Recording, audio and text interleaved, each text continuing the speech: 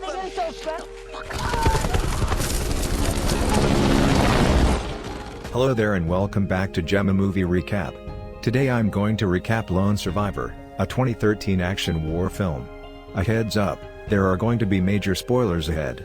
Before we start, please support our channel by subscribing, and click the bell icon for future notifications. Now, let's start. To become a Navy SEAL, candidates must endure 5.5 days of cold, wet, and brutally challenging operational training with as little as 4 hours of sleep. It is regarded as the most difficult training in the U.S. military, with only 25% graduating. This 25% realize they are capable of far more than they previously imagined. A helicopter transports a bleeding man to a military base.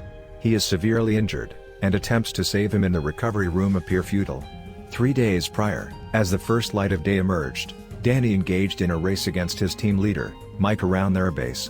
During the last part of the race, Mike was able to win, and Marcus confirmed that he was the winner by a second. Another member of the team, Matt, joined them and asked about the results of the race. Matt then suggested that the loser of the race should receive punishment, and the entire group agreed to give Danny a head shave. Mike's team receives the notification of a new mission and is instructed to attend a briefing. Their objective is to capture and eliminate a Taliban commander named Ahmad Shah, who has killed American Marines as well as villagers and refugees who supported the U.S. forces. He can be identified by his lack of earlobes. The captain outlines the plan, and although there will be quick response teams on standby, the team must be cautious as communication in the area may be challenging. Mike's 4-man squad is responsible for the mission, and they are transported by Chinook and Apache helicopters to the region under the cover of darkness. They walk for approximately 4 hours to reach the village where Ahmad is believed to be located. While crossing the mountains, Mike's squad maintains communication with their base every hour, but as they near Ahmad's village, their communications become increasingly disrupted. At their final checkpoint, their communication is completely down, but they manage to convey their position. They locate a spot to dig in and observe the village. There, they identify Ahmad, whom they recognize by his lack of earlobes. However, there are more enemy troops present than anticipated. Mike requests Marcus to take the shot, but he refuses to take the risk. The squad decides to rest briefly, leaving Danny to keep watch. After a short while, Danny hears a goat herd nearby, and the group wakes up. 3 herdsmen lead the goats, and the squad tries to remain unnoticed. Unfortunately, one of the herders stumbles over Marcus' foot, prompting the group to apprehend and tie up the 3 herdsmen. Danny attempts to make contact with the base, but his efforts are thwarted by the poor signal. Meanwhile, the herdsmen they have captured are revealed to be Taliban fighters. What the fuck? Are you talking to Taliban? Mike contacts the base using an unsecured line and asks to speak to the commander, but the connection is lost just as the commander is about to answer. The group faces a difficult decision, as they have limited options. They could either release the herdsmen and risk being discovered, tie them up and they will be eaten by wild animals, or freeze to death, or eliminate them. Marcus cautions that killing the herdsmen would result in serious consequences, but Matt argues that it is necessary to fulfill their mission of capturing Ahmad. In the end, Mike decides to abort the mission, release the herdsmen, and head to the mountain peak where they will call for extraction. Marcus watches behind as the squad releases the herders and heads up the mountain, unsure if they had made the correct choice and how fast the data will be passed on to the Taliban forces. One of the boys moves down to the village as fast as he can. When they reach the summit, they recognize it is a faulty summit. Danny tries unsuccessfully to contact the base. Matt keeps muttering that he's in a bad situation. They decide to walk down to the tree line and wait for sunset before continuing on foot. As Mike's team failed to communicate with the base during 3 scheduled time slots, their commander becomes concerned and decides to notify their superiors about a potential issue. Sir, the Nam is 3 windows. Okay. The team is constantly vigilant in the trees. One member, Matt, observes movement, prompting another member, Mike, to inspect the area. However, the team soon realizes that they are surrounded and their location has been exposed. Mike informs the group that they will soon encounter a large number of enemy troops. In response, Marcus takes aim and fires the first shot, alerting the Taliban to their exact position. This leads to a gunfight, during which the team manages to eliminate some of the enemies. However, they sustain severe injuries when attacked from multiple directions and their radio is destroyed. Marcus and Matt are pinned down by enemy forces wielding a machine gun. leaving the group scrambling to find a way to escape safely.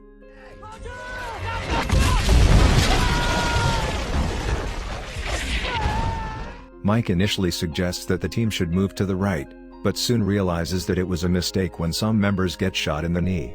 To make matters worse, the enemies begin using rocket launchers, cornering the squad.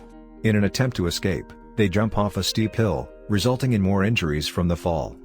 Despite the chaos, the group manages to regroup, but their respite is short-lived as Danny gets shot in the leg and shoulder. The team flees deeper into the woods, but Danny's injuries are too severe, and he can no longer keep up. Mike helps him take cover, but the situation is dire. In his state of shock, Danny unintentionally gives away their position. To escape, the group jumps off the cliff again. But this time Marcus carries Danny, who gets shot again and is left behind at the top of the cliff. The three decide to go back for Danny despite the fact that they are barely standing on the ground. They find some cover, and Matt gradually picks dollies apart, while Mike informs Marcus he's heading to the cliff to try to get a signal for communications. Mike hands him his extra ammo and informs him that this is a one-way mission. Mike makes it to the cliff, despite the gunfire and cover from his teammates, and contacts the base to ask for immediate assistance. When he stands up, he is riddled with bullets,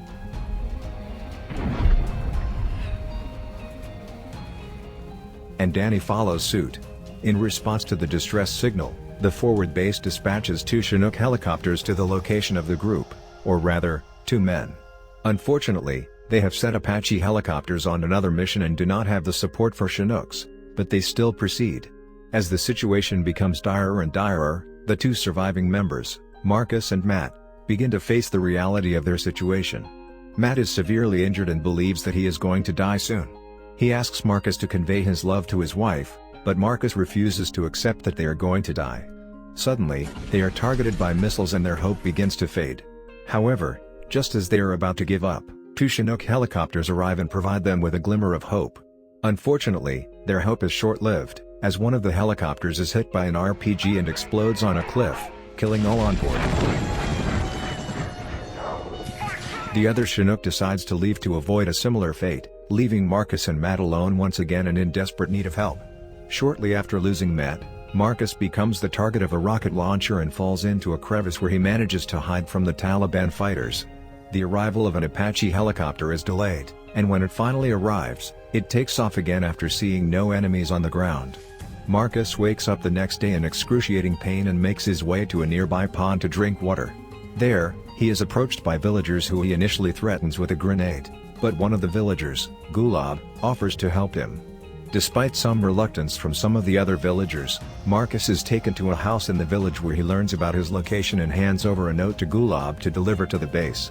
Marcus once again holds the grenade in his hand and says, "If I don't go home, you don't go home." Marcus remains unsure of why Gulab is helping him, but with no other options available, he has no choice but to trust him.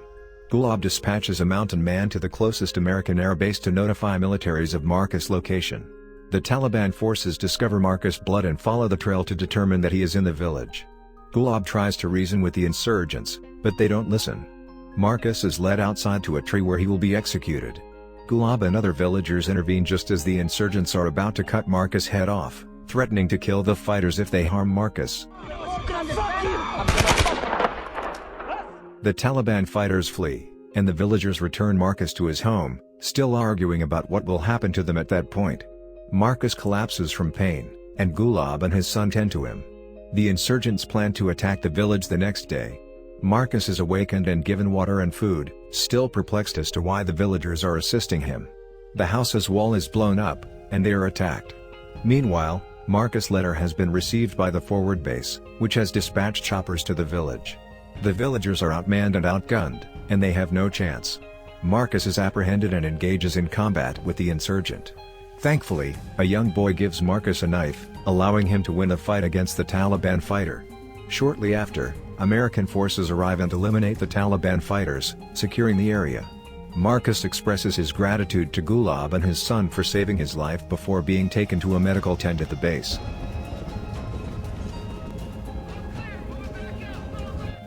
He narrates that although he survived, a part of him died with his fellow SEALs. Lone Survivor is based on the true story of Marcus Luttrell, the only survivor of Operation Red Wings in 2005, where he and his team attempted to eliminate Taliban leader Ahmad Shah in Afghanistan. The villagers who helped Marcus did so according to the Pashtunwali, a traditional code of honor. If you enjoyed the video, please like and consider watching the full movie. Thank you for watching and please subscribe for more content like this.